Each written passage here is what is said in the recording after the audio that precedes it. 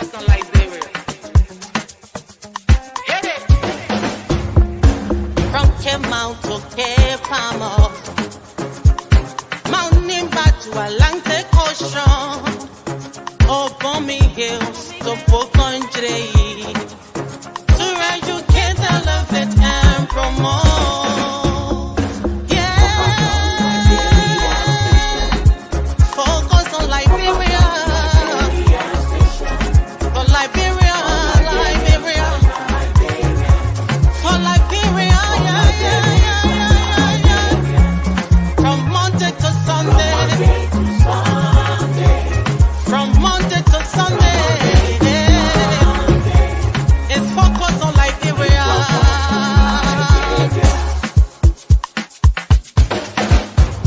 Talk about home affairs.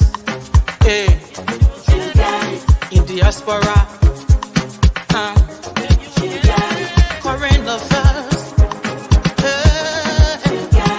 Reliable information. History. Ooh. Talking about culture. Politics. Education. Entertainment. Business. Sports. Advertisement. Articulation. Focus on Liberia. Focus on Liberia. Focus on Liberia. From Monday to Sunday. Focus on. Well, ladies and gentlemen, welcome to another session of Focus on Liberia on the Marketplace. I am your co-host, Gabriel Carter. Today, we're going to be talking about the economy that Boakai will be inheriting. This is, I think we talked about this probably two sessions already. So today is the final session. We're going to be talking about that. We're going to do that on a broad base. And uh, f- after that, we're going to be going into maybe a series on his economic policy. But for now, we're just going to do a final session on that. I am in the studio with Alex, Flomo, Jimmy, and Depu. Guys, welcome to Focus on Liberia. Thank you, Gabriel. Yeah. Thank you, Glad to be Gabriel. here. All right. So, but yeah, thank you, thank you. I'm glad to have you guys on here. But before we jump into that, there's an article that came out. So maybe we can start up with that. There's an article that came out of the current president, Weah, alluding to doing an investigation for the mining concession, and he implicated, well, kind of subliminally implicated some people in there in terms of, some of his direct person is Minister of Finance in there, of the mining concession. I don't know if you guys read the article at all. Yeah, Yes, I did. the article surprised me so much I wasn't sure it was real. Is anything surprises you still, Jimmy? 6 years? Come on. Yeah, so and that's exactly what we want to talk about. There's a lot of things that he talked about in the article. Well, not a lot of things. It was just the mining concession, that the funds. I think it was $17.5 million. What happened to the fund? How we use it. For me, I think Jimmy. I agree with you. I was kind of puzzled because it's like you're almost at the end. This is something you should have done in your maybe midterm or first second year in, but you wait till like you have less than 2 months in office and you're calling for this. So I want to hear you guys' thoughts on that specifically. And if you read the article, maybe I'm leaving out some Yeah, details so you can expand on that. Uh, I read an article on some uh, Africa magazines called Africa Intelligence. right. Yeah, I went through it. It's kind of really confusing. You never started the ball game long time ago when you took office. Your first, second, third year, you didn't do nothing like that. So Any smart person would come from a conclusive point and get to understand that he's trying to exonerate himself Mm, should there be any investigation hmm. by the incoming government, where to blindfold people and feel and make it seem like he had been on the forefront of dignity or fighting corruption. No. You should have done that a long time ago, not right now. Hmm. No. But if the head of state or the head of his government, which happens to be George Weah, is now shifting blame on his honor man, Hmm. then obviously what type of leader you have been then. It Right. just it just tells us now that it makes the job very easy for the incoming government when it comes to auditing, investigation, or the confiscating of assets. It makes it easy because the head of states, the head of the we led government is telling us that he blaming some of his officials of doing so and so. What Right. it been all in the papers for all those years you've been in power. So you never read one of those papers? Right. You didn't see any of those things on it now? Come on. It's a blame game. It tells me that he wants to shift everything from him to some tour and all the Mm. other people. That's Others. what he's trying to Right. do. Yeah. Thank You you. know, and now he trying to really create a war zone for himself because those people are the one that had his back, Right. you know. And now you shifting the blame on it. They got a lot of deck to waste on you at the end of the day. Yeah. Thank you. Uh, Alex, Depu, Jimmy, your thoughts on the article.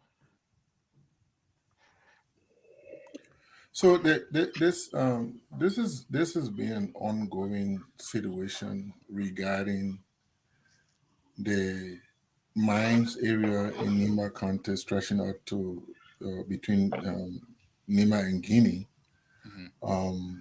where a company, a U.S. company that is owned by a U.S. Billionaire, Robert Friedman, had interest. In fact, there is an article that is published also in the American publications about this company HPX getting some mining deals in that area. So there was a publication a few years ago, like over 4 years ago. Hmm. That was so did that, but then came Solway Mining, which is a Russian mining company. In fact, Solway Mining and its owners and other people were sanctioned by the U.S. Department of Treasury for wrong dealings and corruption and things like that. Uh-huh. And so there was a gameplay by Liberia, stuff like that. And eventually, that uh, Acela Metal, which is already operating in Liberia, sort of muscle it way through giving 17.5, the famous 17.5 million that we heard of, Hmm. you know, as a price, and not for the mine as you know as a pay, but when these people enter into these contracts and deals, they got to put some money up front for the government. So that deal was given to Metal, and that was years ago. So now it is strange, like Kesley said, it is strange now for Mr. Weah now to come and launch an investigation into this situation. But I mean, on a personal note, what I see is um, once again, Mr. Weah is trying to play smart because he knows that the U.S. government, they don't feel satisfied with this deal and their hands are all over it, and with the advent of people talking about audit and asset recovery and all these different investigations being pushed by some international folks, Yeah. is something that probably in as much as we had is throwing it threw his good people under the bus in 2018, and he surrounded himself with a bunch of sycophants and praise sinkers. Right after the election, when he knew that he was going to lose the election once again, he sprang up to action to throw his sycophants under the bus. Um, um, he wants to be the guy to steal all the glory and be recognized, even though he mismanaged the country. for 6 years. Now at the end, at the 11.59 hour again, Yep. he's trying to, he's trying to gain clemency and trying to gain, sort of seek asylum. Yeah. Where he gonna Uh, seek that asylum? That would be domestic political asylum. Not seek asylum. Domestic Deadpool, because not going. he's not going anywhere. Deadpool, No Jimmy. domestic. Why you? I don't get the asylum part. Well, the Why you asylum say process is asylum? he's seeking asylum. It could be local asylum. It could be economics asylum. He's seeking. It could be asylum from investigation. It could be asylum from Exactly. sanction. You, He's trying to seek in other asylum. words, you can say immunity asylum. Where? Yeah, Hmm. you can be Yeah, like that. great question. But don't the president have immunity, like in Liberia? Uh, Anyway, that's a whole different topic. Yeah, I you mean, know, that's something his The lawyers can look president, into the if the president president has can be immunity. absolved of court actions and stuff like that. Right.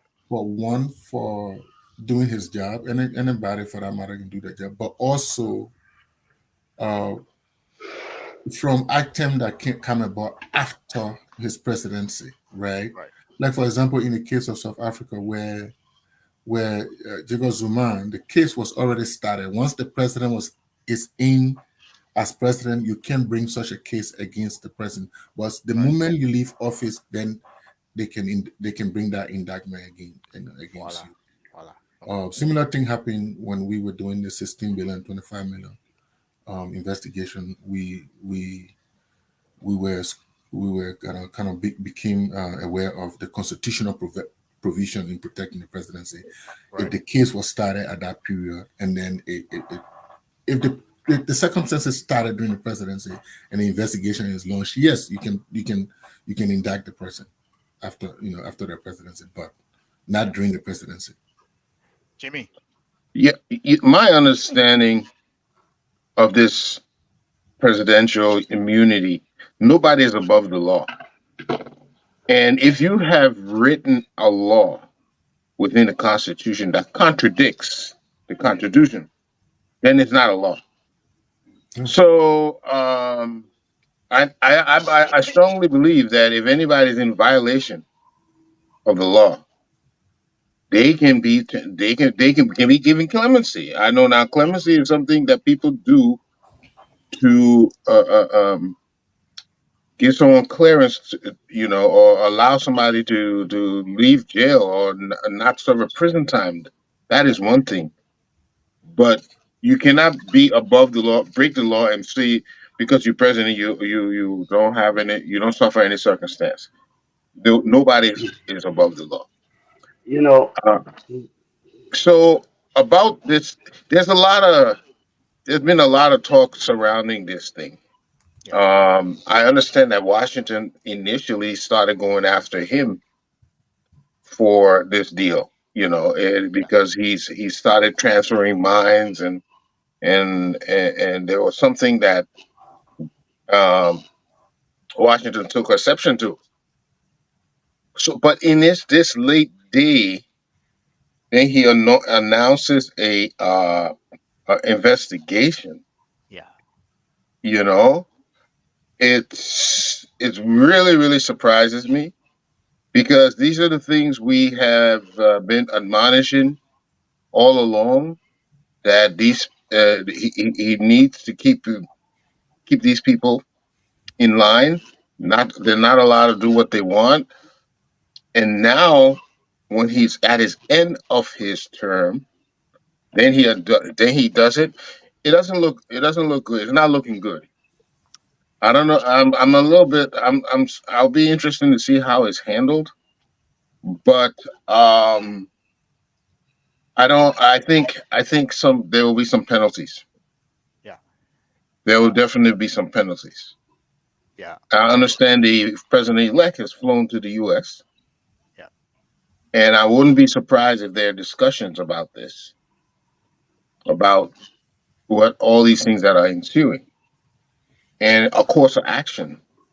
Yeah. I hear a whole lot of speculation, but I honestly believe this is a planning stage of what is next to come in the following year. Yeah. I And agree. I absolutely agree. Jimmy, I mean not Jimmy, Depu. What is your thought on the article about the investigation that the current president, um, you know, it's commissioned to happen on the mining concession or mining agreements, especially like as Alex stated, 11th in at the 11th hour, when you have less than 2 months to get out, you know. What do you what do you think his motives are? Like what are his end game here for doing that? Because it to all of us here, one thing we keep saying, it doesn't make sense. Like the game is almost over. Why you wasting all your energy trying to prove a point when you had all the time to play the game? All right, thank you. I want to say this is a good news for me, and unfortunately, I've not read the article. Hmm. This whole mining thing is one of the things that I can always say that give me a slow cold feet to return to Liberia because when we were uh, going after the ArcelorMittal deal, knowing fully well that there have been a lot of uh, shaky arrangement underground and other things. I think the government took serious exception to it at the time, and some of them felt I that think the government took serious exception. they, they, hello, I'm hearing myself again. Yeah, I don't know why. Go ahead. Sorry. So I think in terms of investigation will be very good. It's a very good step. He won't be the one to do the investigation. It's a good initiative because you cannot be a referee and player at the same time. No way. From all indications, the mining deal, especially so with the issue of Solway and ArcelorMittal extension and all of these things, these are things that needed serious analysis and policy decision. But they felt that they could just get short cash somewhere and through all investment and citizen natural resources in someone pockets and get away with it. But I'm happy that he's setting up investigation committee, and which of course is going to be a very good cookies jar that we can see many hands in it. I will be very happy the new administration can take onto that very seriously because actually where we're talking about is supposed to be the economic hub. That whole Yikipa mine is linked to the one in where you got three major reserve around the area. The one that Solway took is over a billion tons of oil. But let's see how it looks like. As far as I'm concerned, it's a very good news. After this meeting, I'm going to look for the article to read it and Hmm. do further research and also consult my other colleagues and other people who work on this thing in the past. Yeah, another part of, without trying to stay too much on it, another part of the article that confused me was I think Musa Dean was who's I think the justice minister, whoever he is, probably at the time, was the one who represented Mittal. But yeah, exactly. Thank you for sharing this right here. Up a little bit, right? So it said Justice Minister Frank Musa Dean is expected to initiate the internal investigation requested by Slowway Mining, which is led by Dan Bromstein and the UK lawyers from Signature Litigation. However, the investigation is unlikely to get anywhere. Over the summer, Dean, listen to that, Dean Mhm. signed most of the deeds in favor of the group headed by Lakshmi, Lakshmi, Mikel, yeah, That's Lakshmi me, Mittal, the right? owners of Accelometer. Yeah. yeah. Exactly. And his son, Mittal, without without apparently worrying about the risks of the mining license transfer being illegal under Liberian law. Do you guys see what I'm seeing here? The conflict Yeah. of interest there. Let me just come in on that. Let me just give clarification to that aspect. This is it happened when we were doing a background investigation on this deal before. ArcelorMittal got a right away over whatever uh, investment or asset that Lamco left over, and Sawway too came in to see. You know what? It's a tons of ores on this side, and this area is not part of ArcelorMittal deal. Mhm. And they went ahead and there was a smaller company owned by some African who later on sold it out to them. Yeah. And that itself, the Ministry of Lands and Mines should have actually first reviewed the ArcelorMittal deal. Second, to also they have a record to know in terms of investment area. They should know where the land of demarcation in all of the mining area. But they went ahead and signed a deal and waiting. They were waiting for ratification or submission of this deal. But the fact that they gave expiration lesson without due diligence, it was very much a disgrace and unfair on the part The of the part. So without cutting you yes. off, the part that Exp- I'm getting to, right, is the fact that mhm. Musa is the one initiating the investigation that is ordered by the president. But Yeah. on the other hand, he was the one who signed on behalf of Mittal. So I mean, do you see the conflict of interest there? Yeah, there's a Like, serious yeah, conflict but of but interest. but as the Mittel file in UK, this case is actually going to international arbitration process. Is going to, but the yeah, fact but that there is that he's a minister of justice. He represents government in all negotiation and representation he made. The fact that there is that Aslam Mittel had actually signed a deal with government is a law already. So he, in his capacity as justice minister, he should be in a position to defend those people if they go to court or they go even though he anywhere. represented them, Yes, but I'm sorry to say I'm not saying, but there are some senior officials who were also representing Solway. They're just speaking. he could he Other could he people could were there he could he could as a major. excuse himself, right? I understand he was the chief. He can excuse himself and let some another justice handle that because Yeah, that's the right thing to do. That's what I'm trying to get to here. they Excuse have the. yourself Let me give since you chance to the other represented people. them and let I'm so somebody else. excited about I this mean, news. they I'm have the so Right. deputy excited. solicitor general there, right? They have other legal expert that George Weah has in his government. So Anyways, Musa Din should recuse himself and not participate in any investigation because at the end of the day, he will be fired no matter what because that's he the took point something that I'm under the trying to get table. there. Yeah. He did. But anyways, Because You look at can't the article. conclude It that he took says, something under the table. but look at the article. It says without him even uh looking at the rates, he just signed. yeah. There's some kind of elementary lawyer for what? Anyways, I listen. I know you people support who they want to support. I just think that is just too Who? blatant obvious, and I What? think What got that is Depu laughing, man? Depu, why you laughing, man?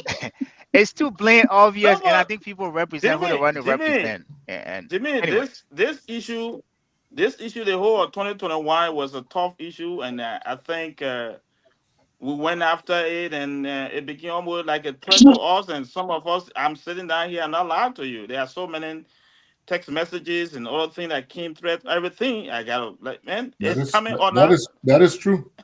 and that's the So problem with it's us. But better. anyways, It's better that it's coming out. I'm happy. That's That somebody. is what I'm Depu happy. is happy because he and because that is in their area of the country where he comes from, and he's been one of the prominent citizens who is hearing a lot of stuff. He was deeply involved. That's why he's now kind of expressing some happiness that okay, it's coming up now, But the word I wanted to use when I use asylum was immunity, actually. So yeah, so if you look in the Constitution, there's Article 61. We're talking about it. So it reads that the president shall be immune from any suits, actions, or proceedings, judicial or otherwise, and from arrest, detention, or other action on account of any act done by him or her while president of Liberia pursuant to any provision of this constitution or any other laws of the Republic. Full stop. The president shall not, however, be immune from prosecution upon removal from office for the commission of any criminal act done while. Thank you. That's it. That's it. So it Nobody should just be tells above you the law. That's it. it's just a temporary immunity that it gives him while president. Because why? I think the frame of the constitution just didn't want to bother the president in the execution of his duty. So he said, my man, we'll not prosecute you when you do anything stupid. We'll wait. When you get out, we'll start soaking you. That's it. It doesn't mean like, oh, the president is immune totally. No. They're going to go after them. No bias, nothing. You're going to be straight to the point.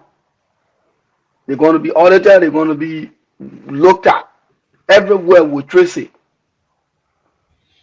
I got a question for especially you, Depu. Um, you think there's time for them to try to cover the tracks right now?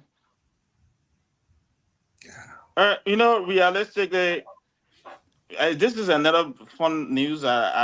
Yesterday, the president went ahead and dismissed Deputy Minister of Commerce and the Assistant Minister of Commerce Perfect. He let after Joe. 6 years For administrative reasons. for administrative reason. You have less than 60 days. Let me say, yeah, almost like less than 60 days to go.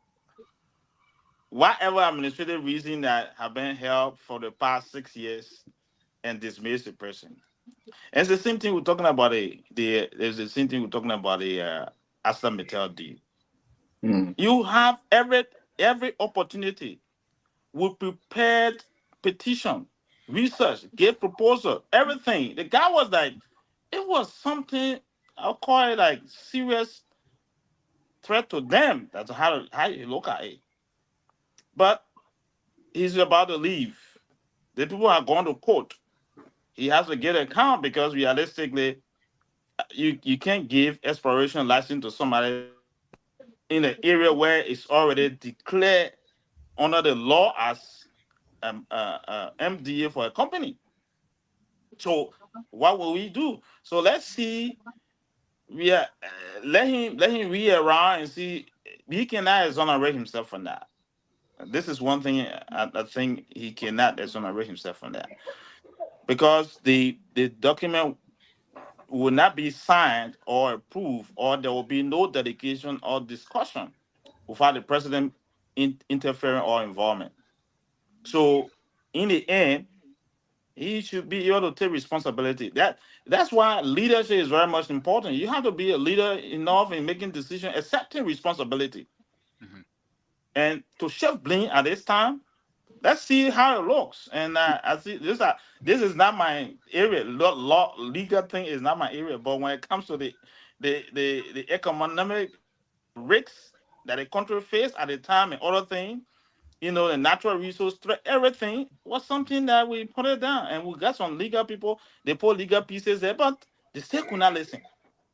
Yeah. I can see Gabriel wants to go to the You know, legal No, I you have know. another thing I Let want me to. I want to. let, I have let me another. let me just share something real quick. Okay, share. Put it I out. believe the reason why the president never took action over the past 5 almost 6 years was he had the mindset that I will get 210 as the way Ellen got 210. So he felt he was gonna get 210, and Yes, you can't get you can't he get felt two he you felt can't get entitled. yeah, he felt you're gonna get a second turn. You can't get second turn when the people cry on you. I mean, it's almost like in school. You won't wait for the final exam before you go score 90. You think will cover the 50 you've been scoring. It's not gonna work. That's why now you be like, okay, you know what? I need to get some sort of immunity from Joseph Boakai and his team. I'm going to go in the back end and start doing some real job. Yes, granted, you're doing good now. You're coming out, but it's late. You got less than 8 weeks. You're done. It's late. Yeah. All So right. I So just I I have a. just wanted to throw light on something that one of the commenters said. JG told us there were many investigations, both commissioned by Weah, during his 6 years presidency without outcome. Is he initiating investigation for Ambassador Boakai regime to conduct and conclude? Again, I in don't the think so. context of immunity, he's putting him. I think, in my belief, he's putting himself on on record before he even leave office. That would be insufficient to say that under the Constitution, Article 61, that this is something that he committed before leaving office. So he should be. They should seek after him for that. But there's another article which I don't know how true the article is. Which, yeah, Yeah, this this one, one, right? She didn't. which So is now linking the other article that we're talking about, that the U.S. is has taken action or is about to take action in January mhm. against certain officials that are linked to even this particular mining deal that we're talking about. And again, Musa Dean is on this list. Exactly as I said, that's a conflict. That's a big conflict of interest. So he's on here, including the Minister of Finance, uh, NIC boss, excuse me, Mr. Gray. Uh, who else is on there? Um, Sherman, Emmanuel Sherman. Uh, there's Fina. What? How do you call her? Fina Bondo. Fina Is that how you Bondo. say? Bondo or Bunda, whatever it is, right? These are again. I keep going to Musa Dean because that was so. I mean, it's so obvious that anybody would see that he should recuse himself from that investigation. But again, as Alex was saying, I don't know how accurate this is. But if it is, what do you think this is implying? What do you guys think this is implying? If there's some legitimacy to this, Mm. it's Wow, this is I don't know. I don't like to comment on something that I'm not too sure is verifiable. uh-huh.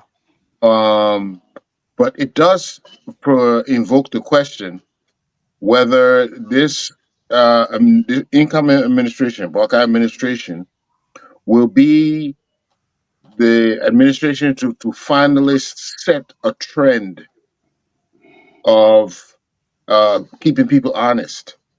Because once you start launching investigations, once you start making people declare their assets, because I think I heard just the other day there was a call for declaring assets for the outgoing administration. Once you start making people accountable, then people will straighten their actions will fall in line. So it does look like this administration could be the very administration that finally starts to straighten um, the the corrupt activities out in the country, and therefore paving the way for more economic prosperity. So it looking in some way looking like a good sign. But I don't want to comment on this because some of that I'm not sure it's speculation yet. Um, I have to go to some of my sources before I find out if any of this thing is really coming down the pipe.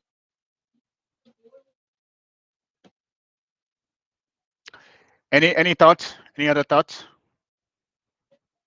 Yeah, I would just my initial impression with the article is because I've seen from my own eyes, I've seen some other articles being like they're planted in the newspapers for things. So again, I have reservation about this article, but it's tied into the article we're just discussing. So it may Mhm. look true, but again, I gotta verify that is true. But I mean, Jimmy said it all.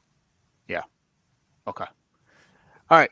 I think we've exhausted those two articles. So now the soup du jour, topic of the day, um, which is we just want to do a broad overview of the economy that uh, which this is a good segue that uh, Boycott with Mr. the president elect will be inheriting. There are a lot of context to that. We talked about the balance of debt in various account. We talked about the GDP growth that is prospected to be at 4.8. Hopefully, we can do the right thing to achieve that. There's also the exchange rate, and the biggest thing that we cannot solve, the unemployment rate in Liberia. We also have balance of trade. So you can look at, I mean, this is just a short list. You guys can add to that. There's a lot of uh, challenges, that he will be coming into. And I think in order for him to really make some headwinds, he will have to really, it will be contingent upon the the caliber of people he picked in his team. But we don't want to get into that. We just want to talk about some of those challenges and the type of economy that he will be inheriting. Um, so I have a chart here that I wanted to share with you guys. But anyway, before we go into that, any overview thoughts in terms of what to expect in this upcoming administration, or the not what to expect, but what he's walking into, what his administration is walking into. Well, let me start from there. What I'm supposed to see right now is that JMB and his team, uh, they are about to handle a nation that is expecting a whole lot, so much. A nation where the people are eager to see their expectation being fulfilled. Expectation of good governance, expectation of employment, uh, expectation of infrastructure development. So I foresee that he's working also to handle a nation where we have a huge debt Hmm. that they are being put a pause on us taking loan. Hmm. you know but looking at the fact that his track record in government, Hmm. where the world sees him as a genuine person, a genuine leader. Hmm. He can reconcile. He can reconcile those loans. Okay, so at the end of the day, based on the structure that GMB and his team gonna present to the World Bank, and say, hey, we were not present, but we can assure you we have come to inherit the country, but we will put our country back on track where we'll meet all our debt obligation. You know, Labrador will need to borrow money again. We will need to borrow money again to start from somewhere, because I'm gonna tell you for sure, the Weah-led government at this damn mean to the time, in fact, they started raking the country, sending it to office. So nothing is there, absolutely nothing. So the expectation of the people of JMB is very, very hard, very, very hard. It's not going to take 1 year, 2 years, 3 years to fulfill the expectation of the people. That the Liberian people need to get that straight and to understand that it's a whole lot to be done. Yeah. Any overview before we jump in? I have a chart here that I want to share. Maybe it'll give you guys uh, a broader perspective in terms of uh, where we are, um, and hopefully what can be done. All right. This is actually was taken from Trading Economics. As I said earlier, the expected GDP growth is 4.8. Supposedly unemployment is at 3.6, which I don't expect. I think those numbers are inaccurate. I Because saw it too. I right, saw it and I like, no, it's not possible. right, and there's also the inflation right now, which we're saying is 11.7%, was technically rounded up to 12. Interest rate at 20%, that is exorbitantly too high. The balance of trade is negative. Uh, I will share another chart to that so that will give you guys a bigger perspective.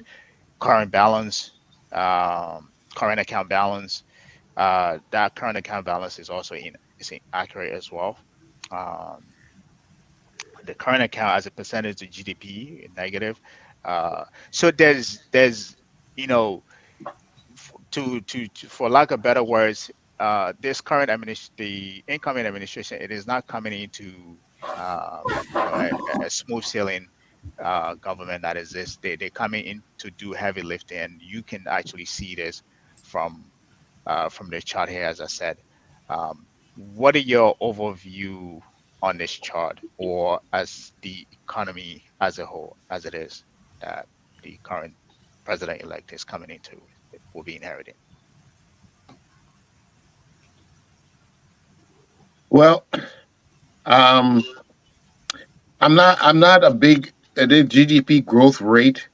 Hmm. I am that is one index I don't really tend to put a lot of credit into, and the reason why is because it does not measure the performance of the economy. It only really measuring the expansion, whether the more revenue is coming or whatever. Broad But rate, right? yeah, but if you're taking your resources and selling them without going to any level of production, any stage of production, just raw material, and you selling them, and you get the money, and when you bring the money, what you use it for paying salaries, or it ends up in the pocket of some corrupt officials. You have just made the country is worse because now you don't even have the potential resources. You see, when you have potential resources, you have a good future. But when you sell the resources and you do nothing with it substantially. You Yeah, do nothing to improve the livelihood of the people, to stimulate economic activity in the country. You just use it in a manner, um, a way that people can't realize anything. You've made the country worse before than it was. You're right. better the minerals to stay in the ground Yeah, because once it's there, it has a potential of earning. But when you take the funds received and do not plunge it into the economy to grow the people, to develop the people, you made them worse off. So GDP is not something I would rather look at. How much industry is opening, employment, other factors. mhm, You had a couple of indices up there, but the inflation rate tells you what is happening. It means things are getting small, more and more expensive. yeah, I don't see there's an employment rate there. That was missing, but that is a very key factor. And you can see that they walk. What I really believe, from my opinion, I don't know how much it's on the books. I think there's so much that have gone on. There's so much that have gone on that's been covered over. right. When they get in there and actually see, it's going to be overwhelming. Yeah. So you think it's worse off than we actually Oh than yeah, it I'm actually sure of is. it, and Yeah. I say that because I see the competence of the people who've been running. Right. Uh, Right. Right. I see I know what they're doing. Dig hole, cover hole. That is not an economic policy. Yeah. So Um. Yeah. we're going to see a lot of holes right Yeah. now. Yeah. In other words, we're going to see the holes. No way to cover it now. Yeah. Yeah. Um. Alex and Depu. Yeah, somebody, Gabriel, thank you. Somebody, they, So yeah, go ahead. You were saying something. yeah, all the figures and things are 018 and 20 So 2022. let me share a better chart with you guys. And I then think when you this. have Gabriel, when you have Right. a Go ahead. government that is based on deception and lies and then cooking the figures and cooking the book just to just to pass various indices and just to satisfy the IMF or the World Bank and just to make a show on MCC scorecard and stuff like that, then sometimes I found some of these figures troubling because they're coming from sources that are bent on deception and lies. But the real issues that Mr. Boakai and his government will be confronted by is the issue of the unemployment, the real unemployment, and the Right. prices of basic commodities on the market, on the bread and butter issue, the things that how do we drive unemployment up? I know we are talking about 4% or 4.1% unemployment, but I also don't believe in those figures. The last time Legis few years ago, Legis attempted to do the labor statistics and the unemployment. There was something, I think, around 75, 73, or 78%, which they categorize as vulnerably employed. That is, vulnerably employed, that's a huge portion of our employment, meaning Yana boys, Weah market boys. The way they conducted that was that the fact that they went to your house and asked questions and you were out of the house, you went to hustle, meaning that you were vulnerably employed. So you had about anything between 12 to 15% of our people really officially employed, people who go Right. to an office, whether a government office or a private office. So you could see the link between, if you subtract the vulnerable employment, then you have something like 80 something percent of our people unemployed.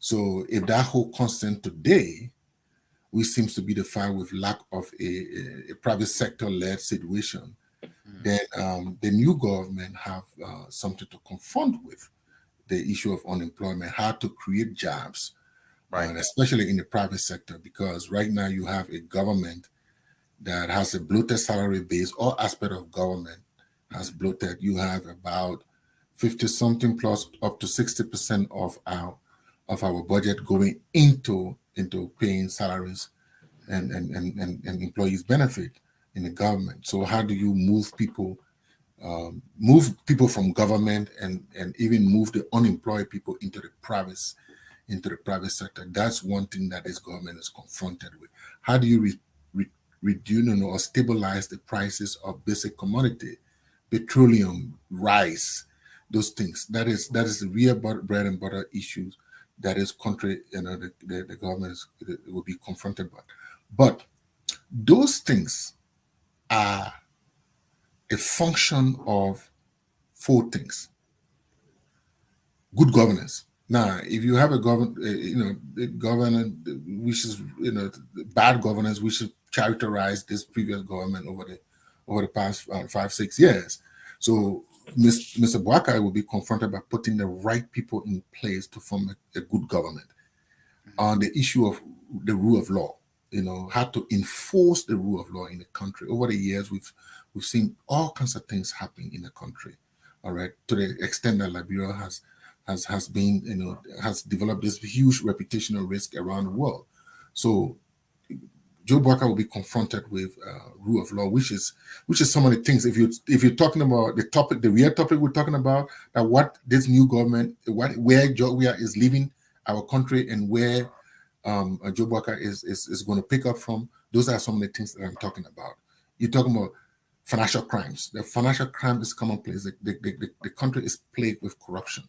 So Joe Boakai needs to come in place to fight financial crimes from day one. Also, the issue of reconciliation. It is not the people say, oh, because the result of the election was too close, that means the country. No, the election did not cause us, this unity. The unity started already during in past time, and it was exacerbated during the past 5 years. So Joe Barker has to confront that. He has to reconcile the country. But the fact that you have good governance in place, the fact that you have you are enforcing the rule of law, the fact that you're fighting corruption, the fact that you're fighting unemployment and the prices of commodity, reconciliation can reign. Right now, as I hear, many people have said the fact that Joe Barker was elected has brought some calm, some peace to the country. So people were looking out for a change. But yet, to conclude, Joe Bucker is inheriting a lot Mhm. to deal with, and he has to get some good lieutenant on board to fight the battle he's inheriting. All right. Debu, same thing. And John, let me add before you go to demo, not just theoretical people. He needs people who know how to Practical get experience. Yes. finances, move resources around, because they got a lot of people who got the academic credentials, but can they go to Saudi and ask and negotiate a multi-billion-dollar investment in Liberia? That is what is going to be looked at. I just wanted to add there. He got to look at people who can move things, not just academicians. Debu, same All right. question to you. Yeah. Thank you. Thank you. I know I listened to all the speakers. I know you people would think the numbers is not as important as the living standard of the people. Uh, Jimmy said it, and Alex a lot got added to it. Yeah, it's true. The numbers, the quantitative number of GDP is something we need to look at. That why it's true that it doesn't have the right impact. It also contribute to the development of the economy, and along the way, you have to have a trickle down effect on the life and the living standard of the people on your economic policy.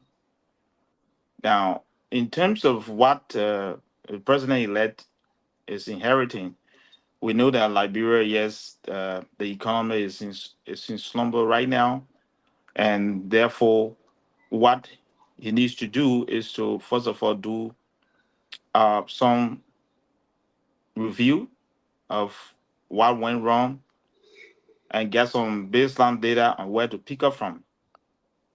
But one thing I want to say here is that there sometimes economy perform based on perception, and from what we are seeing, many of the domestic and external actors are now, in terms of their perception, are now feeling more happier than 3 4 months ago.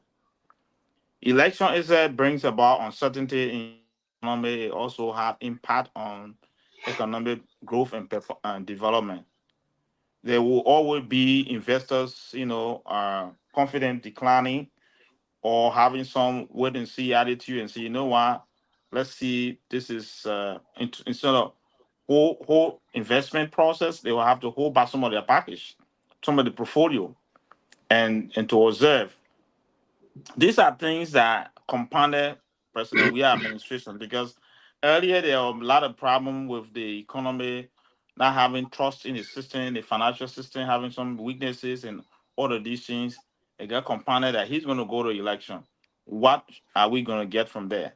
So the good news is that most of the companies or most investors or even citizens, you could see the jubilation, you see the face of people and many people. So now the telephone call will tell you now that at least if you don't have money in your pocket, you can hear their voice clearly. I've done the test, sorry to say, my student doing a survey among my student asking people, oh no, at least, even though we don't have money, but at least that's a word they use in Liberia right now. At least that means that there was a lot of fear, and these are things that we want to say is a plus to where Boakai administration coming in. And besides that, let me say that there were a lot of speculation of violence or election rigging, and so many citizens were even leaving the country. Businesses were actually like, you know what, let's slow down, and some of the local business owners decide not to even order goods, start taking stock of, you know what, let's me keep it at this level. That really affected the economy. Now, result, a lot of them are now going to full ordering and investment activity. And normally, the first quarter of every year is when you expect more economic activity, imports increase and everything. So Omen Banka just need to see, like Ellie said, you need to have the right guys who know how to make decision, who know how to lead, Mhm. and know how to play with the numbers. Because he's coming in, most of the entities have been weakened. Most of the staff themselves are not willing. They never have the motivation to go to work. So all of these things will be something that he needs to look at to know who is responsible to take over and who are those that are going to lead any of the sector, particularly the economy. Um, I would say psychologically, the health people stabilize their health lifestyle and say, "Oh, I'm better now. I can walk. I can go freely. I can exercise." But if you don't have right economic team, the right economic team, he's going to have it difficult. And I'm recommending all of the time that they need to look at guys who have the track record of integrity, being very frank and fair with people. Because people, some officials in we are government at one point, we are in trouble is that they make up numbers and just give him false impression. Don't lie to the citizens, tell the citizen the truth, let them know the situation you are inheriting as a incoming president, and let them also know what you're going to do to mitigate some of the problem. Thank you. Yeah. I No, have but a let me make a correction. That Depu, Yeah. Jimmy, Flomo, and myself did not say we don't say the data is not an element of driving the economic. What we are saying is this current data we believe in, sir. That's what we're Yeah, saying. they, Eh, that's exactly the that's what current we're saying. data. Current data Uh, that we believe in, sir. Now, Some of the data look, is look, based on look, lies and look. For deception. example, the unemployment rate is saying 3.7%. You know how many people in our play unemployed? The country, people tend to Okay. beggar in the Uh, country. okay, I take it back. You guys don't disagree, but let's just say that the number sometimes it help. No, But we believe no data help. let, You let you me can do for example, maternal. You can do an intervention without using the data to determine what intervention you give. We know that, but we are saying that these data they are either outdated or they are not true. That's what we're saying. Yeah. yeah. So I want us to dig. I have four questions here that I want us to go deeper into. So we talk about the overview, but I want us to dig deeper in terms of if you guys can maybe put on your thinking cap about the how, right? Um, so we talked about the GDP, and I think Jimmy talked a lot about it, that it's not a good measure, but we're projected to have a 4.8%, almost five. That is huge, especially given that we just came out of the pandemic three years ago, going on 4 years. So the question that I want you guys to maybe think about is, how does this incoming government realize the expected, like which policies needs to be looked at in terms of to, pretty much, help us achieve this 4%, 4.8%. But let And me ask a Yeah. question. Let me ask you a question. I want to clarify from you. Is right. it the growth rate of GDP you're talking about 4.8, or you're talking about the value is 4.8 billion? What is it? No, the The percent, estimated growth rate by the growth 2024. rate, Yeah. just Estimated growth 4.8%. rate Uh, Right, 2024. Yeah, right. Yep. I think Okay. 2023 is It's Was 4.3. no. yeah. It's 4.18 billion. That's the expected. That's the projection for 2024 In percentage term or in monetary term, what you talking? in monetary term. So the 4.18 percentage No, he's growth, talking billion. about I'm not looking percentage. at the value. I'm looking at the percentage is 4.8%. I know currently last year we were at 3.8 billion GDP. Hopefully if it grows to 4 billion, then that's a huge margin. I think we can do the quick math, and I think it probably will be around 4.8%. But But the question but that I'm Gabriel, asking is whilst we are pondering over that, I think there are some few questions. There were a few comments that came out of the discussion we just had from actual factual right. for Ferrain Singh 1 year and Sam Wallow. I think maybe we can highlight those last three comments. Then we can move. Then we can pivot into this stuff on this. Who Just to you said give who were those? actual fascia. Okay. I see some three comments. The Yeah, last I three think comments. he said should the focus be on public? Yeah, there we go. Okay, so he said should the focus be on public sector or private sector to in invigorate the Invigorate. job market? Uh, what would what would the balance? What would be the balance?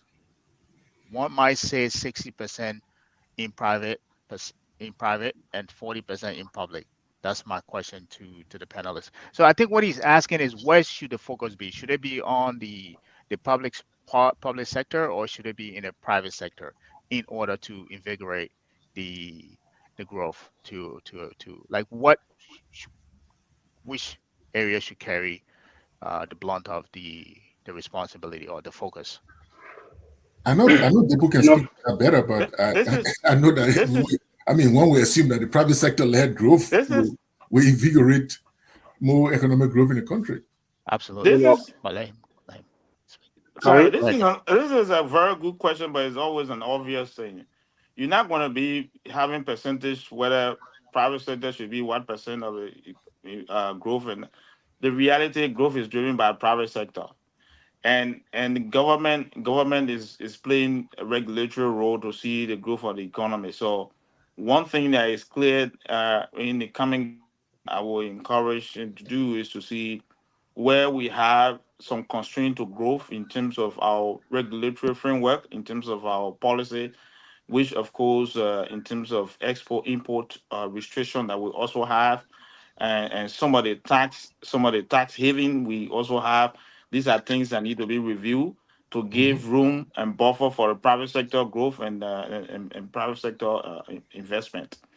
But in terms of invigorating the market is driven by the private sector, and we just need to look at how do we create opportunity, especially so when it comes to the fiscal decision and the monetary decision. Okay. Normally, the monetary have a shorter lag. I mean, a short time to change things around.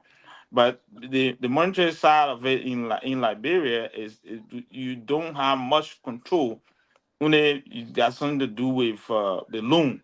But the non-performing loan in Liberia also created more problem. So you have to think about what happened in terms of how to work on interest rate for individual to borrow, and the lending opportunity for private sector, and it has to be a direct and intentional policy decision on which of the sector we look at. A lending have been stagnant, which of the sector that you got, for example, when it comes to the loan, commercial bank loan in the country, you have more funding going to construction and other things. But then the non-performing is more into the construction and manufacturing. The reason is simple: the cost of doing business is very high, so therefore they borrow money they are not able to pay. And most of the clients is government, and government is the same person that hold the people payment process, and they will default on loan. So there are basic things there that we need to look at in terms of framework for the government to be very effective. Yeah. Any other Let me go And ahead. Gabriel, let me that's why I told you to bring these questions let in. me. I know, Cassidy, you're talking, and Gabriel, that's why I Oh, told you to bring these questions in because the question that you're asking, some of the policies that will sustain the 4.8% projected growth. Some of these things that Depu have outlined, those are some of the policies we're talking about. Yeah, Kezo, Right. you can go ahead. yeah. Sorry. Let me buttress what Zupo said. You know, it's a beautiful question, but got something what we call strategic economics. So I believe that for the incoming government to be able to achieve the projected GDP, or what we call growth, they should do something what we call strategic. It's not about uh, public or private. We know yes, it is driven by the private sector, but we should be strategic. So meaning that we should have a strategic economic plan that when we hit this or solve the market, it's going to create growth. And obviously, when it creates growth, it's going to grow the GDP. So I believe that our policymakers should be strategic to know where we're going, where we're hitting, where we're going to allow the ball to roll. You know, if it is the private sector, we we be able to help those people in the private sector environment to make sure that they have the mechanism to grow, the mechanism to increase their business. You know, so from my point of view, I believe that in order to get the projected GDP that we have now, Hmm. that means we have to be strategic on the market, strategic hit the private sector or be open, you know, or when it comes to borrowing out there or helping the Liberian businesses, Liberian owned businesses, we have to help them. We have to be strategic in meeting those people, making sure that they get the fundings to grow their businesses. Because at the end of the day, it in turn helps the government to generate more revenue as well, you know, and it also create job, you know, Right. open competition. Yeah. Okay. Any other idea, thoughts on this question before we get to the next one? Let's Next move. comment. Oh, No. that Okay. question. That when you first of all, they're gonna have to when they come together. They I guess you have to identify which goals they're gonna have first, and which objectives they're gonna use to get to that. I think the place where people are, we notice in our country, we have low human capacity, and that will contribute a lot to developing, generating income development and growth. So, what do you do first? You know, the people got to eat, right? And the people got to eat. I mean, and they have their jobs. So either going to have to grow their own food, or you're going to have to get them jobs. What do you do immediately that will immediately start people working and being able to feed themselves?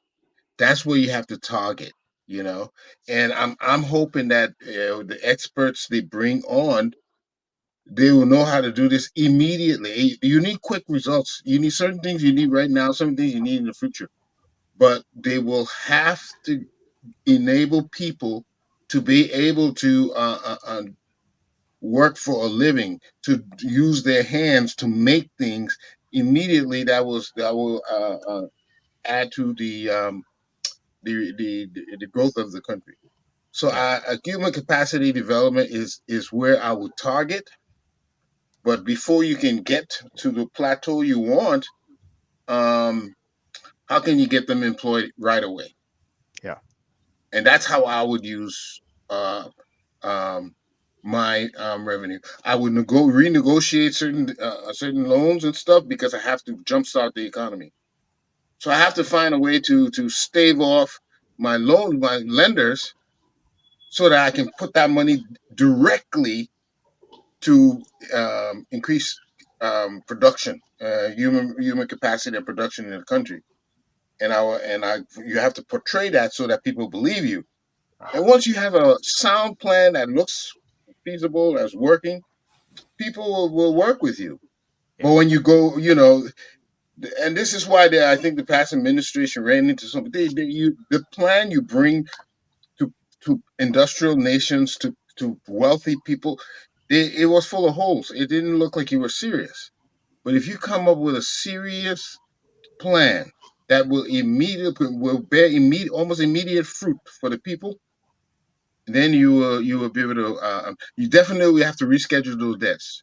Yeah. We can't. It's choking us. We're not going to be able to do very much with those debts.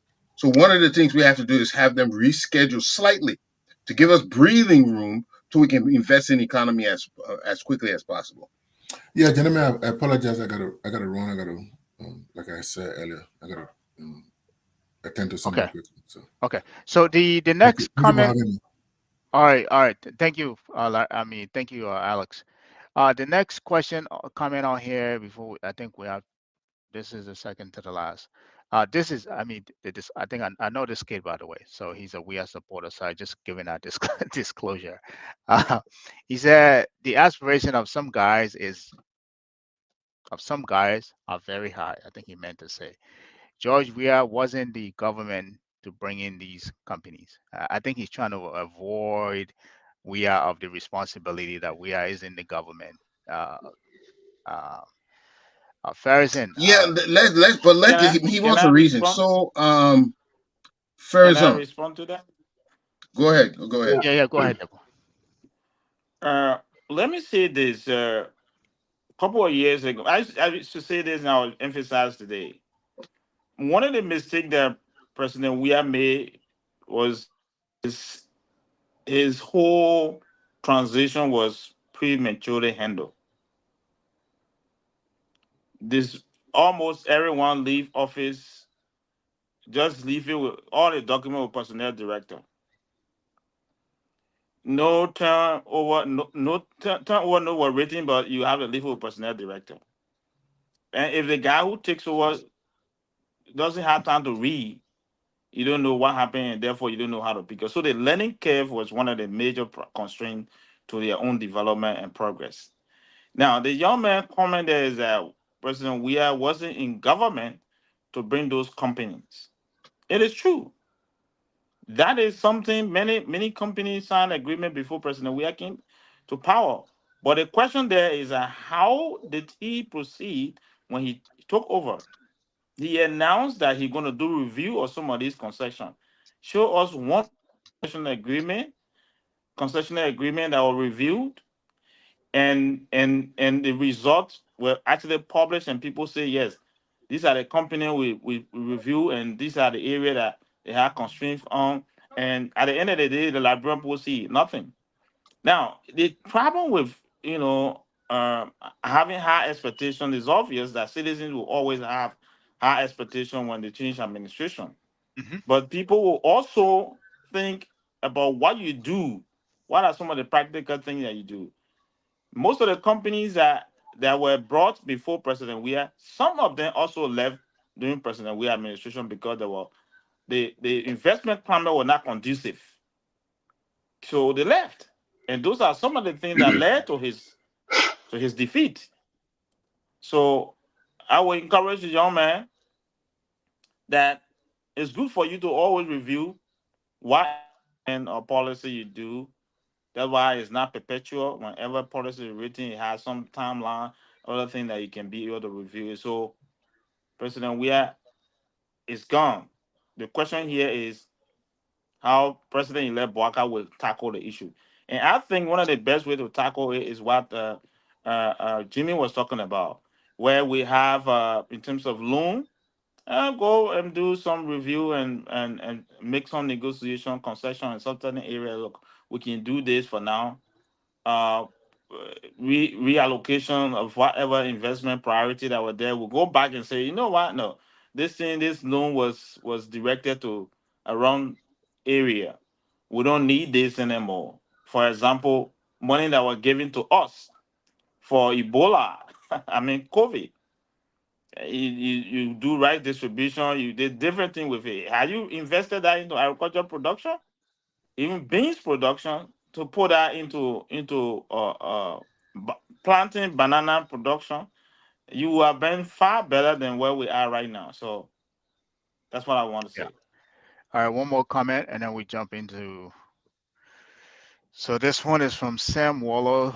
He said, due to the huge challenges ahead, President-elect Boakai would do well not to push into nominating appointees, but instead take the time to select an experienced and skilled state of cabinet member with proven record in addressing the issues they are being hired to fix. There is no magic in rushing to have the full cabinet in place by January 22nd. I absolutely agree. That is, I absolutely agree. With Sam Waller, I completely agree with him. You know, while it is true that we want to have people in various capacity who will be able lieutenant to the president elect, to start functioning, but he shouldn't rush to put anybody there. Those people should be vetted, or they should be looked at. They should be people who not only have in the academics, but they will be able to function. Or like Jimmy was saying initially, you want to go out there to strike a deal. They are more knowledgeable to what the office is going. They're more knowledgeable to the job. Mhm. So, President-elect Boakai, he doesn't need to rush anything. He needs to take his time. His vetting team needs to take their time to ensure that the right people are brought on board. The right people with high level of credibility. Because right now, as it stands, I can tell anybody on the international scene, uh, Waka is given high level of credibility already. It's already there, given to him. You know, is so right now he needs to maintain that credibility. For the fact that the people elect you, they have credibility in you. And Mhm. with Waka, the international community already have that credibility in him. But he needs to maintain it. And these are some of the ways he can maintain it by not rushing, taking his time, ensuring that he get complete, correct, or knowledgeable, able lieutenant that will be able to fulfill his agenda, the arrest agenda he has. Mhm. People who are knowledgeable, so he doesn't need to rush. Take his time. But if I would suggest to him right now, he he needs the first kind of people he needs secretary, what we call the secretary of state or foreign minister. Yeah, because you're going to have influx of the international community pulling into your nation. So you need foreign minister right away. No waste of time. You need a finance minister upon inauguration. You need a finance minister. You need foreign minister. Or you need what we call director of police. Because security, you got to first focus on immediate area that need concerns, security, or foreign affairs, or finance ministry. Those are tangible areas that you can say are going to get somebody with immediate effect. And I guess he should be having people by this time. But Right. all the other areas, he doesn't need to rush. He got to take his time. Right. He got to take his time, because if he doesn't take his time and did it as the Judge Weah government did, his credibility or his government credibility will begin going at stake, and you don't want that. All right. You Thank don't you. want that. Yeah. Uh, Jimmy, any comment on this comment? Do you have any comment Okay. on this comment? What he says, yeah, there's no hurry. He needs some crucial point. I think whatever his vision is, he needs his chief lieutenants who will be responsible to realize his vision. Mhm. Okay, and they don't have to be many. They could only be three. Okay, and upon those three, you'll form that core group, and the core group will discuss and determine which and what type of personnel and character to bring within that group to accomplish the various things they set out for. But that core group, that it just so have to be the people who embrace your vision and know how to make it come to fruit. And I say this not lightly, because bringing it what I've dealt with people who say they know how to build, they know telecommunications. Let me just give it, Mhm. and they don't know how to build it though. So they have a Theoretical. understanding of it, but if they talk about building it from ground up, they don't know how to. Yeah. So if his visions, he's going to have to not just get people who will embrace it, but will know how to build it if they had to. from ground up. They will know exactly what to do to build it up. And once he has those kind of people who know what to do to build it up, you will have a successful administration. Yeah. And All right. just a budget is a commitment. Yeah, Yeah. people who will be committed to his dream or his agenda, his policy. People who will be committed to it will have faith in him. Because people who work with you, they need to have faith in you. So Ambassador Boakai or President-elect Boakai needs people who have faith in him to Yeah. fulfill and accomplish his agenda, not just anybody. Even they get a credential or they have the experience or the track record of doing it, but they need to share your dream passionately. They should have that passion of sharing your dream and to fulfill it. When you do it like that, you will have a good governing council, a good governing team. Thank you. So the next, I think this should probably be the last question before, question before we wrap up here. And I think some of you guys alluded to this question here, which is the issue of debt. Um, so currently, I think we defaulted. Um, we defaulted 29 million debt payment. We defaulted. So from 2 months in arrears, 2 months. And I think we have since made those payments according to the Minister of Finance, the memo that he put out. Um, but it is no denying that our debt level is reaching a crisis level. And when I say crisis, people might say, "Hey, that might be a little bit alarming." And it's not alarming if you know uh, uh, the percentage of which of the budget that it covers. Right now we are approaching $100 million debt servicing just on the interest alone. Right? Initially, I think a year or two ago, it was at 35 million, which was manageable. But at going towards 100 million, that's a bit troubling, and that is the reason why we only defaulted for 2 months, and we were at 29 million 2 months. So if you do that, I think it's about 114 million, right, over 12 Yeah, months. So at the budget that we have, which is the last check, where it was 800 million, I just have to round it up, right? That's about 12.5% of our budget that we're just going to go to debt service. That's if we're able to raise another $800 million budget. So, and the current administration coming into this, and they're seeing what they are, and this is, I think Jimmy alluded to that. This is like a neck on a knee on our neck in terms of doing certain things.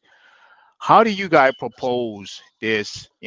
What are some of the methods that should be taken to you know uh, either restructuring? I think some of you guys alluded to this, suspend it yeah. until you get your priorities in order, No, or we can even look at issuing bonds. And the reason why I said bond is because um like I think there's somebody that said it, but I'm just rephrasing what they said. The diaspora, it is pretty much the 16th county of Liberia, and they are literally the middle class. You can tap into that. You can, if you're very serious, you got the right people in place. You can issue a diaspora bond here. People will subscribe to it. You might not get the full subscription, but you can take some of that money and to restructure, pay off some of the high interest rate debt, and hopefully go to the IMF and restructure the rest. So there are a lot of options. I want to hear you guys' thoughts in terms of how does this incoming administration deal with this debt problem? We're at $2.1 billion debt right now out of $3.5 billion GDP. So that's 60% debt to GDP. you know, let me comment on my opinion, on my view on that. You know, can you guys hear me? Yeah, we can hear you. Please Good. go You ahead. know, the debt that Liberia has right now, that even we got suspended, is alarming. It's nothing to joke about it because um, it has a propensity for us not to borrow. Hmm. Yes, because it will make us not to borrow, and if the new government comes in place and they have no funds to begin with, they have to borrow. So if you're on a suspension, you're not going to borrow. And if you don't have funds or you're not borrowing funds to be, you can your agenda will be as stay. It will be no your agenda will be non movable. Hmm. So my view now is that the incoming government, Ambassador Joseph Yuma Boakai, he's already high level credibility on the international scene. Hmm. He needs an emergency team that will negotiate with the IMF, the World Bank, to lift the suspension off and what we call reconsolidate the loan. Hmm.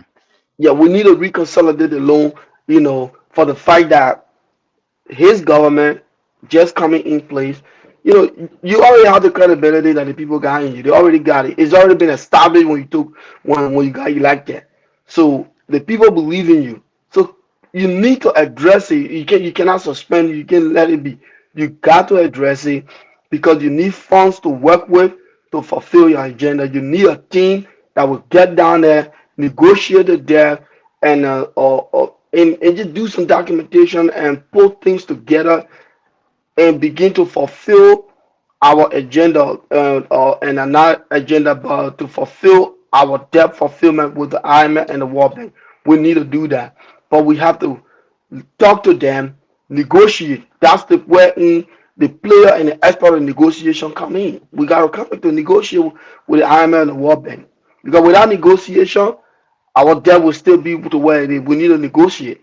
Knowing that this is a new government coming in place, um, we have to set some priority when it comes to our debt. You can't let it slide by. You can't forget about it because it be piling up month by month, year by year. So you need to address it. That is a critical issue to be addressed because our debt payment is within our annual budget. So we need to focus on that as well Yeah. you know, by negotiating with the IMF and the World Bank. We need experts that will go there to negotiate. And Liberia is a small country, So if we talk about issuing bond, yes, I agree with you. Issuing the bond to the aspiring Liberians, they will purchase the bond. I know people might want to purchase the bond, but the question is, how much are we going to generate from the bonds in question if we should sell bonds out, you know. Yeah. But my main point would be to negotiate and the negotiation to be to reconcile the loans that we owe our debt. Okay. Jimmy, Depu, thoughts on this, ideas, perspectives. I like one thing because Lee said that foreign policy is going to be very important. Just like he said, you're going to have to be negotiating, and you have to have a very influential foreign minister and team because the way ahead is going to be You challenging. coming out?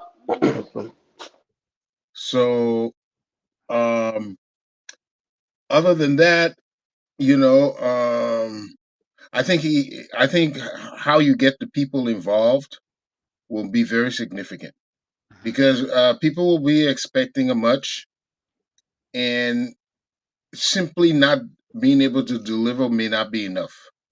So you will need to be able to communicate with them and get them involved in the decision making, so that they will take part and parcel of what is going on. Hmm. It's very, very crucial, especially you can't meet all the demands right now. So how will you manage the people's expectations? You will do that by making sure they participate in the economic activities and the planning and the decision making. Then they will hold their heart if you have them actively participating. So I expect the foreign policy to be strong. The communication network needs to be very strong, and of course, the money you invest, you got to make sure you're getting it out as quick as possible. There's not much room. Um, but I'm just sitting out here waiting. I was gonna ask maybe man a deputy. So who do you think he might bring on? Because they got to hit the ground running. Yeah, You so know, they have I to hit must the admit ground. though, just what Depu was saying, they had a lot of businessmen that I know personally. They were on this wait and see mode. They Hmm. were not investing in Liberia.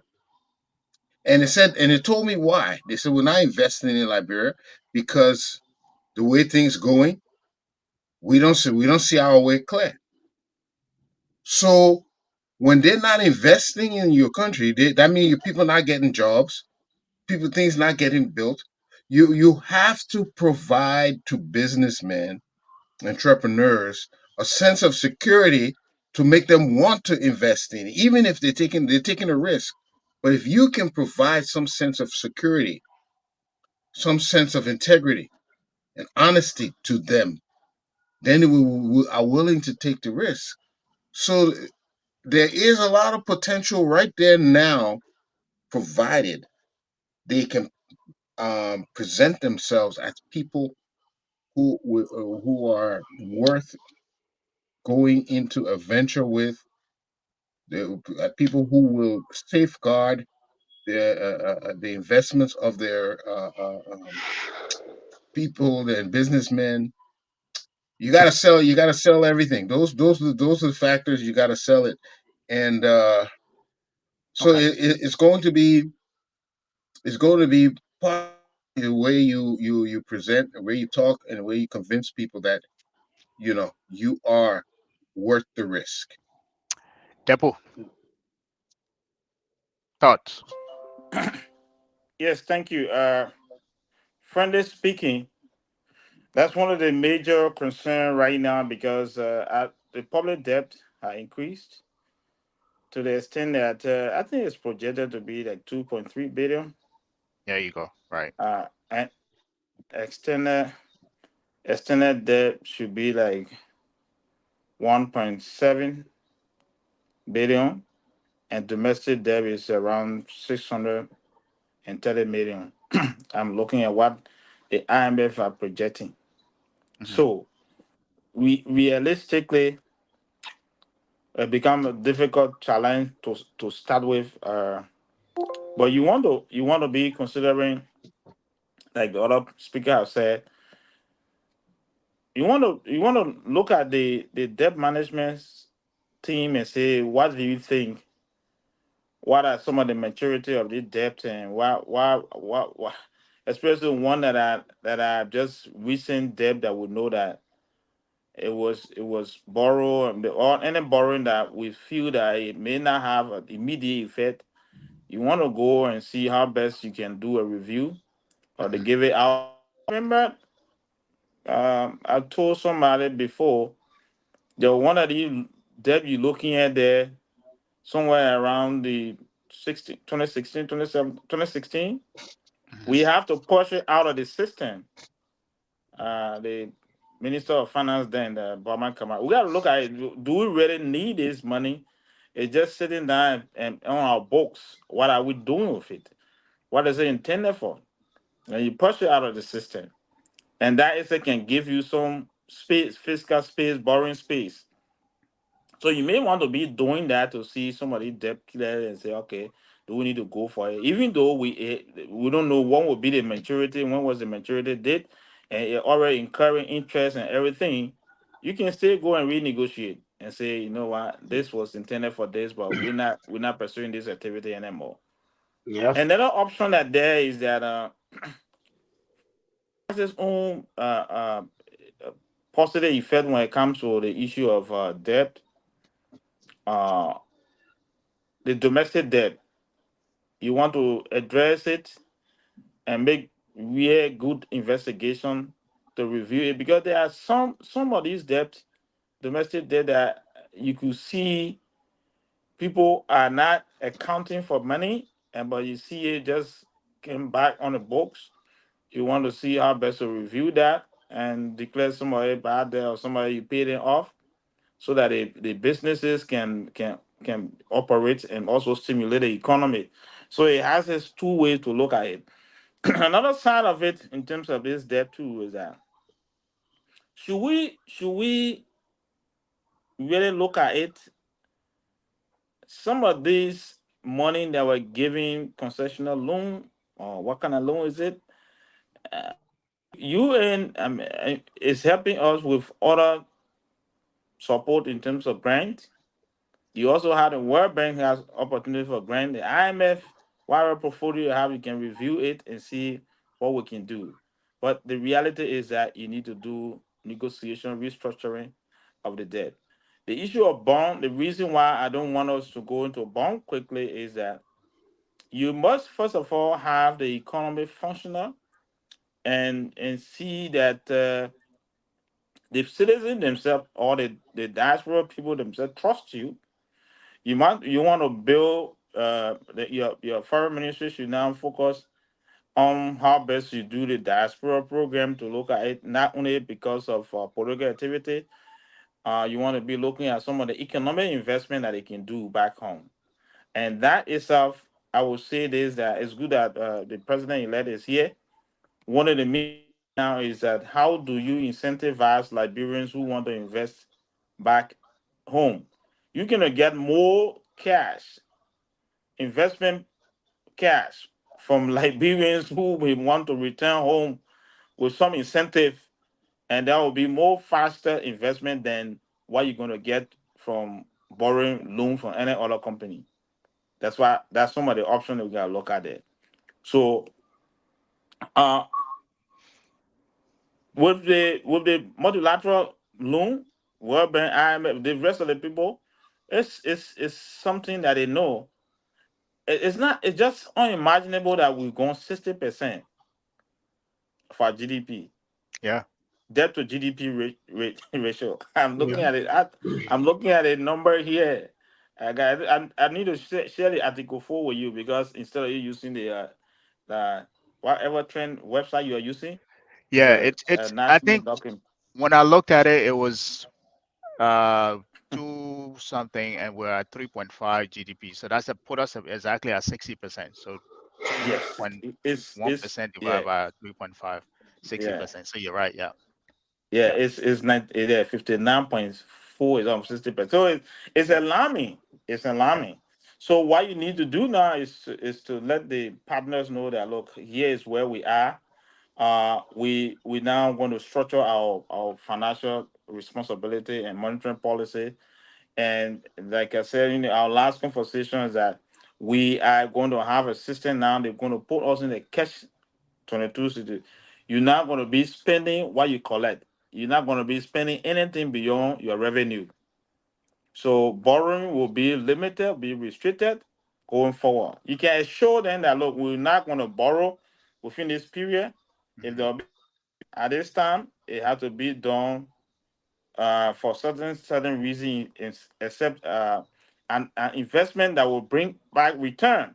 Like for Hmm. example, in the energy sector, in the rural area, those things that will have serious impact in terms of economic growth and benefit. Other than Yes. that, we're not going to go for loan in this area.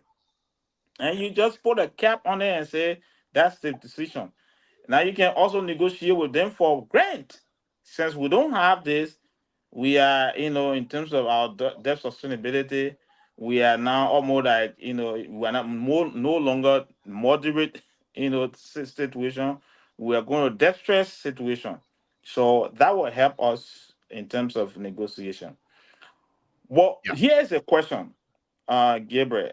I Yeah. always asking myself, why do we borrow more expend? Because I'm thinking, but do we really use all the money? And You sure all I the think money hit? Are you sure that this money hitting the economy? you are Or more you are closer to the cross than I am. You're closer to the cross than I no, am. And that's the never. a- and that's the reason why I put this question to you guys, because the reason why I put the bond prospect there, because I think you guys alluded to all of this. If you want to go back, given the fact that we have defaulted, if you want to go back to the IMF or the other MDBs to negotiate, they want to see some willingness. Like you can't just say, "Hey, this is a credible guy coming in." In lending, we call it skin in the game. They want to see that you're serious. So if you are able to gather some money somewhere and restructure within yourself, and now go back and say, "Hey, we want to negotiate," they'll say, "Okay, these guys they have done something serious, so let's work with them." But if not, you don't have we don't have any leverage. That means, like I think you mentioned that they will put you in a straight jacket. You cannot borrow. You will just be in a what they call austerity measure, right? You're just they tell you what to do, and this is what you have to do. In the case of Ivory Coast, they wanted them to give out their water system. That was the biggest pushback that they wanted the Ivory Coast, the Ivorian to give up, and the Ivorian pushed back on that to get that. I think it was $3.5 billion restructuring. So if we're not in the position to do anything, we will have to give up something. The other question we have to look at: what are we going to give up? They might say, "Hey, you can't do this. You can." I think you mentioned that you can't do this. You can't do that, and it go back to the same question that you asked: all this money that we have borrowed, what have we done with it? And that's, as I say, you're closer to the cross than I am. So maybe you can answer that Yeah, question. what I'm saying, sure, it's good. I ask the question because one of the things there is that uh, while it's true that I also look at the multilateral institution as partner, they also try to create a condition you become like the way you got in the United States, you got a consumer economy. They put everybody want to just give you all the advertisement, take this, take this, take that. Yep. But do you ask yourself, you say, do I need this now? Do I need this? Right. Do I need this now? Even if I need this, what am I going to get out of this? So these are hard questions that we need to be asking ourselves. So Mhm. that along the way, because we have resources available, but our inability to produce and also do value addition is leading Exactly. us to go after loan. Exactly. There you go. So That's the now problem. you Yeah. you want to now ask the question. So what do we need this money for? Is there any alternative around here? If then World Bank say we're giving you this, okay, you're giving us this. What's the interest rate? Okay, it's low interest rate. In as much as low interest rate, we agree. But what are we going to do with this? You come up Yep. with a clear plan before you borrow. So I think President elect and his team will be I'm told that they're doing sectoral structuring of those who will be on the sectoral committee. That Mhm. will be one of the things that there. It's good you put some guys who will be asking the hard question, tough question along the way to remove some of these things. Yeah. Other than that, the multilateral, the rest of the people always be bringing you money. You want this? Oh, you got this thing free here. Take this. It's free for you. Take it. But you need to ask yourself, but oh, do I need it? Right. Yes. So that's what I want to say. Perfect. I think we're just 7 minutes over. We have three comments. I think four, 3 or 4 comments. So let's answer those and then we'll wrap up. It's kind of borrow in order of priority. All right. Say that again. As a borrow in order of priority. That's how our JMB team should conduct their borrowing. Whenever you borrow now, it should be borrow in order of priority. Yes. Yeah. I agree. Right. Don't because most of the funds that were borrowed from past regime, uh, they are not being accounted for. And the World Bank gonna be telling you they want to see what are you doing with the money. It almost like you borrow money for your business. At the end of the day, like the 15th and the first of the month, or when these companies start to pay back U.S. Bank, I ain't gonna be asking them the money you borrow, what you do with it. All I'm expecting is part of my principal and part of my interest. Right. I think, so but when a government borrows in order of priority, then they won't be defaulting on their loans, on their debt. They won't. Well, to a point. Yeah. All right. So we have 4 questions here, comments. I mean comments here. This is Victor Nangwe. I think I said that right. So what exactly should the president elect be doing between now and inauguration? Let me. Can I comment first on that? Okay, Yeah, please take a maybe. Yeah, a go minute. ahead. Yeah. Okay, great. You know, right now, I believe from on an open point, the president elect should kind of relax and also be focused on a formation of a credible government. Yeah, he should now begin to put his plan, everything he intends to do in his administration, he should now begin to form a team that will begin looking at his agenda as to how to go about his agenda, like what we call forming a government, because that's the reason why you got over a month and a half before inauguration after election, where you will set your team, setting a team, you know, but the team will be a strategic team that will be taking care of strategic or emergency or what we call an immediate needs, because the society, the Liberian people got immediate needs. The government got immediate needs.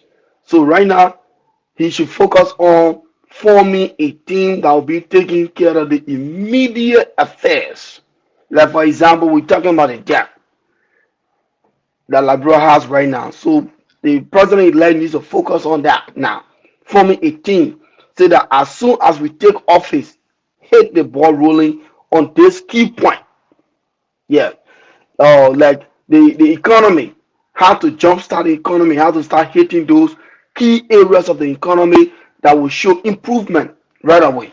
Because when those areas start begin to show improvement, and you go back to uh, those creditors to talk to them, those people that you are indebted to, they already see the indicator. It's like, okay, he just got in office, everything is beginning to start putting in. So those key areas, he needs to begin forming a team that will begin to hit those key areas, because right after inauguration, we you ain't got nothing else to be talking about now is to start working for the Liberian people. Start Okay. working to improve the economy. You Thank start you. working to make sure that the livelihood of the people are being met. So right now, Thank you. I believe the president-elect needs to form a formidable emergency team Thank that you. will begin to take care of emergency needs of the Thank, country.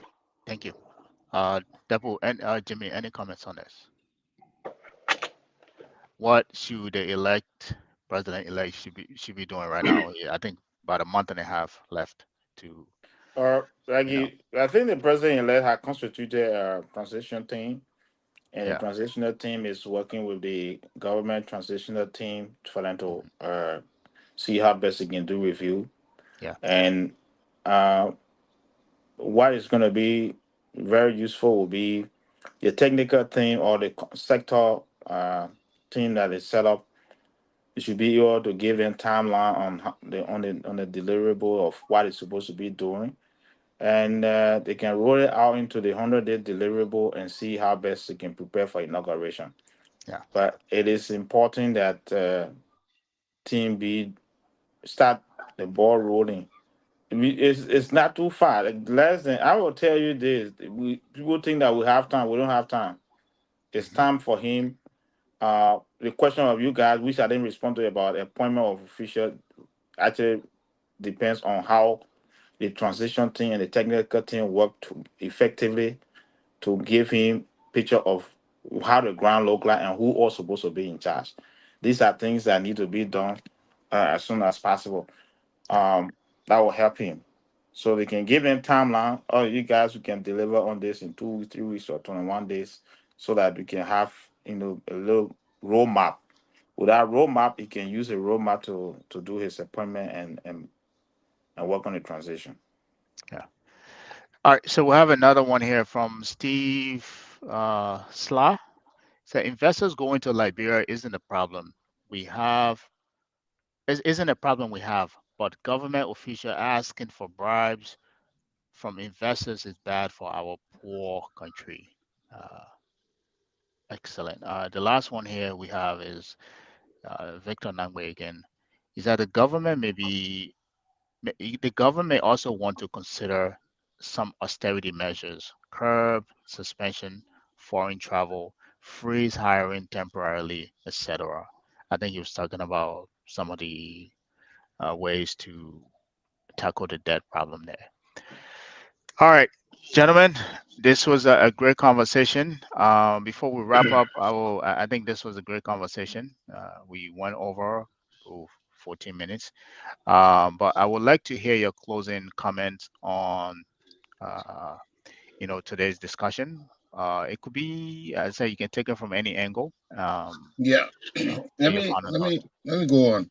Yeah. Um, The the question just before asked what the government should be doing. I think now our brother Nangbe asked what should Yeah. government should be doing. I think from in my impression, coming to the US is probably very strategic Hmm. for many, many, many reasons. Because now it gives him that he can incorporate what they're looking for into his the formulation of his plans. He can have some discussions now, and and all these things will go a long way on planning how he's going to execute his administration. He There will be many things that will be revealing itself in a couple of days, but he has to get that big picture. And and the second thing I think what he has to do, he has to have that core group that embraces his vision, Hmm. and and then they will hire the technocrats or the engineers, how you want to look at it, to Hmm. implement it. Um, and and keep talking to the Liberian people. Let them be part of the decision making. Let them know what is going on, Hmm. because many things I think uh, it would help in case people want to do demonstrations down the road or stuff like that to disturb your administration. By you constantly communicating with the people will help. It will go a long way. Yeah. Great. Great. Thank you. Thank you, Jimmy. Uh, uh, Depo Thank you. or Thank you so yeah, much for the opportunity. I think this is a good started, and I hope that I'll have some time, weekend off, to be able to handle some of the conversation. I've been away for a while.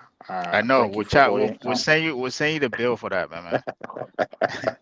Yes, but in terms of the prospect of the leadership, the incoming leadership, I will encourage the president elect and his team to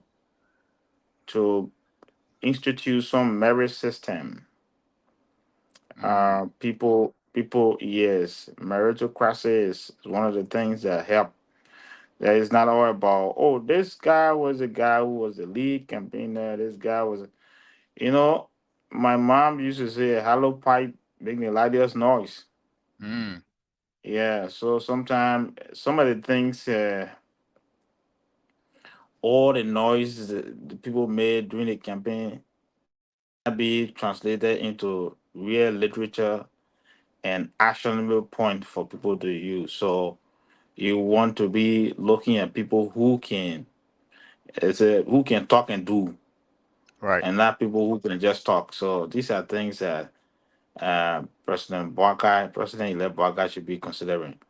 Another option that I want to say here, I want to encourage him for his visit in the United States while meeting people at the unofficially at the Congress and State Department, other places. Are I will encourage the Liberian diaspora Liberians to say this to you. Assuming if you look at the remittances, you will see the huge amount. Yeah. We discussed this thing before, but Jimmy, you know about in 2019, 2020. It is time that Liberians now do capital pool and become investor. That Yeah. five gentlemen can go together today and put $50,000 or $10,000 per person and say 50,000, or they put 20,000, they got 100,000. They got a seed money to start with, and that itself, these are the conversation they need to start with now, and then see how best we can get a grand game going. And people should be able to have confidence in their own government, in their system, and move it. Rwanda have done it. They work hard on that, and Ethiopia did the same thing, working with the diaspora, very engaged, remain very engaged with the diaspora. And in fact, in Ethiopia, they got something they call yellow card. So Hmm. if you are citizen of the United States, and because they don't want the any country become, you take membership does not have country citizenship or dual citizenship, you they still give you what they call a yellow card, some status that you still become an investor in the economy. So Mhm. you still have access to Ethiopia. So these are things that we need to be going for right now. Uh, Technology have really done well. You need to focus more on technology. It's technology. I will encourage more Liberians here to get involved with it because we have fiber optic, even though electricity is a constraint to it, but you Mhm. can make good money on the ground there. You can open anyway. We'll be behind the scene. Like Gabriel can sit down here. People do most of our people are fighting to become to do telemarketing, Yeah, and you still make that industry right there and pay less money to hire 5%, and you still got yeah. to trigger you trigger the call from here. So many things There's that we just so can many. do. Yeah, So many things that we can do in terms of energy. The energy distribution is also a difficult thing, but you have opportunity now. The energy commission that was set up on the MCC project is now able to be selling or certificating people to distribute. So Liberians here can put together. You want to go into energy distribution, you take over one city and say, right, but right beside Jungle Power is doing that in Nima, you see the difference. So what is happening to Monserrato? What happened to Magibi? Those are all the markets that are all available now. And I think our engagement with the diaspora community will be very good. And I'm thinking that many opportunities are there. Just fishery. Just go yeah. to fishery. How many? So instead of looking, Chinese men will come with few boats and say they're giving him the oil. We look at Senegalese bringing boats and they say, oh, they people gonna do why? Liberians here, we pull the fund, right? So I just want to conclude on that. I'm thinking that that will be our first grand game to work with the diaspora team to open the economy. Thank you. Thank you. That's a brilliant idea from both of you. Uh, Mr. Kizeli, closing thoughts. Well, thank you for the opportunity and thanks to everyone being on the show. It was a good day for us today. Well, I would say to Ambassador Boakai, you have a huge tax, you have a serious challenge, and I challenge, but you got a lot of challenges for your administration because you're going to be handling a country that has defaulted on her loan and it's a serious issue to be looked at. Yep. Um, Now, I will tell the president you should um, look at his economic policy. My suggestion would be for him to look at a market economy, that kind of system uh, where the decision will be guided by, the citizen and businesses, open economy, you know, that will create competitiveness, you know, for the economy, for the people, for the nation. Because when people are in competition, you know, everybody will be putting in their best, and that will be a good thing for the economy because you need a great economy will foster a good governance. A great economy will make your government more attractive locally and internationally. So, the incoming president will have to place serious focus on the economy, the type of economy that he will want to implement. And my suggestion, as I said, would be uh, the free market economy, where it promotes free competition, among the participants, who are on the market. That's something you should look at. Another thing is, I would think he should place his focus on foreign affairs. You know, foreign affairs will build good relationship. Talking about relationship that will be beneficial for the country, that will be beneficial for Liberian people, because relationship is about interest. You come to America, America has interest in Liberia, Liberia also has interest in America. So you gotta begin now looking at where your interest lies. You know, creating strategic relationship. Those are things that I think the president elect should be focused on the first 100 days. You know, uh, going back, creating those beneficial bilateral relationship for Liberia. You know, the United States or the United Kingdom, you know, or Saudi Arabia, great countries. Go back there. Go to those people, because you want to attract investment and investor to Liberia. Yeah, that's what I stand for now. Thank you. And again, for all of you, Alex, Jimmy, Depu, I know they left already. Kizeli, thank you guys for participating. I think this was a great discussion. So it I'm was. here. Oh, there you are. Again, I'm here. yeah, no, thank you. I think I enjoyed the conversation. I don't know about you, but I enjoyed the conversation. As I said, hopefully, like you said, hopefully you'll be making time um, to be able to join us. If you can, just squeeze in, even out that 20 minute. I mean, just get out 20 minute or 30 minute. Can't join the show, you know. But again, it was great having both of you, all of you, and as we always say. There's a song that always says that we're all Liberians, and hopefully, actually, let me tell you guys this: the next probably few shows we're going to be doing, uh, we're going to be looking at Mr. the President-elect arrest policies platform. Um, we're going to have Alex. Hopefully, we'll be having Depu a lot as well, so you guys can maybe walk us through that and give us a better insight into what's to expect. So that's what we're going to be doing the next few shows. But it was great having all of you. It was, as I said, I always learn when I'm on the show. So thank you guys for participating, and we'll see you guys next Saturday. Um, Thank you. ciao. Thank you. Yeah. We are Labira. Labira.